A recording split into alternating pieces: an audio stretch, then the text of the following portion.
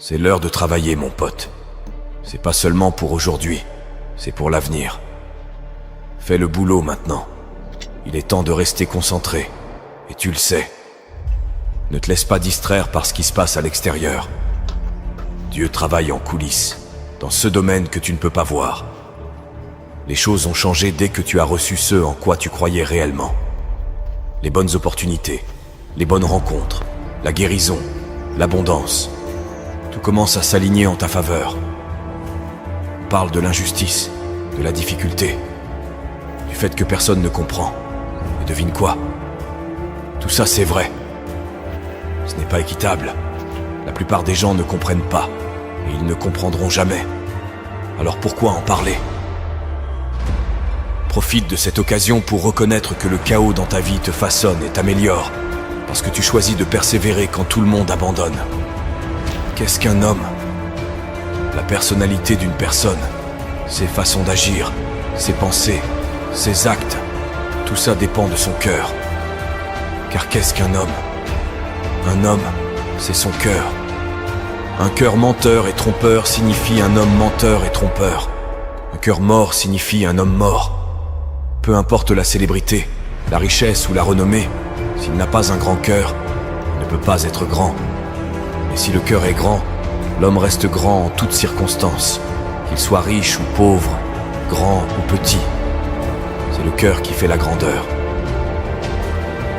Enseigner aux gens comment trouver ce généreux moment présent et se détendre réellement dans l'inconnu, se dissocier de leur corps, de leur environnement et du temps, le futur prévisible et le passé familier, ça les pousse, pour une raison quelconque, à se ressaisir.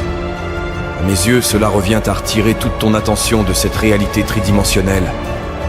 Et c'est là que la porte vers la création et le moment mystique commence vraiment à s'ouvrir pour les gens.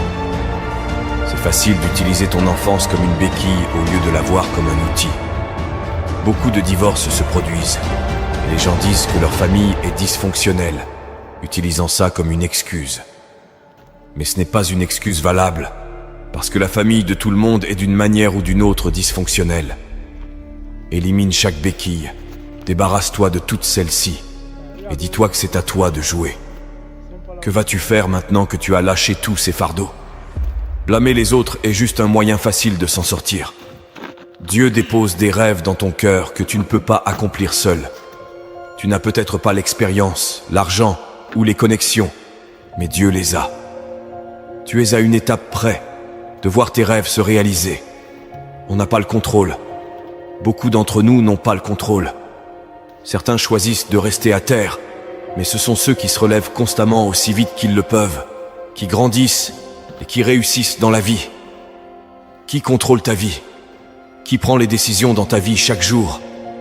Qu'est-ce qui tire les ficelles dans ta vie? Avant de dire toi-même, pense à ça chaque jour quand tu te réveilles. As-tu pris les décisions que tu devais prendre pour progresser? T'en as besoin, sérieusement. Bien sûr, ça va devenir difficile. Bien sûr, plein de choses peuvent perturber ta concentration. Mais tu dois tenir bon, mon ami.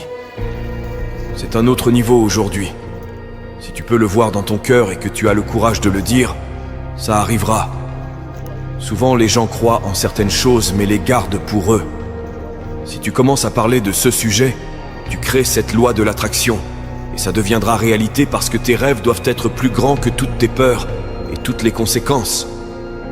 Ce qui fait que les gens échouent, c'est qu'ils rêvent trop petit. Ton problème dans la vie n'est pas de viser trop haut. C'est si tu vises trop bas et que tu échoues. Donc, quand tu vises la lune et que tu rates, tu es quand même parmi les étoiles.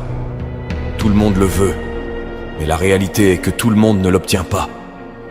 Et le truc dingue, c'est que si tu le veux, tu peux l'obtenir. C'est pas comme si quelqu'un te bloquait, te mettait un fusil sur la tempe en te disant que tu ne peux pas l'avoir. C'est une question de volonté, de travail acharné, de sacrifice, de dévouement et d'engagement. Et je ne parle pas de l'engagement qui dit « Oui, je serai là ». Je parle de l'engagement disant « Je vais rester fidèle à ce que j'ai dit que je ferais ».